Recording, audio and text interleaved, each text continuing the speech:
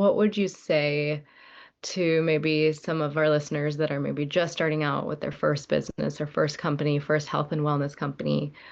What would you tell them? Not for the faint of heart. Okay, so don't be naive about it. It's a lot of work.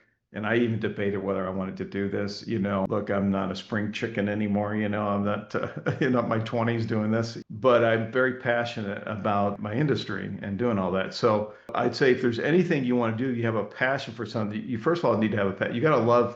You have to love whatever it is you want to do. And if you don't, and you're just doing it to build a business to make money, you're going to fail.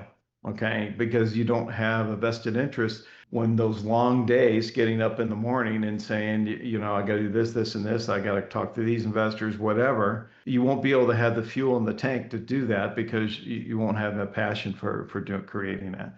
I say the second thing is you got to have that. The second thing is you need to validate your idea. Okay, don't get the cart before the horse. You may have a great idea. I've had plenty of them, but I never acted on them. And you got to investigate that. So I spent months last year before we ever founded the company to do the due diligence, ID validation, surveyed daily supplement users. Hey, and this was early before I even knew all the features we're going to have today. This is over a year ago. And I had enough feedback from that to validate my idea, and then also interviewing engineers and say, okay, can we build this tech on the back end? I thought we could because I knew enough about the technology to do that.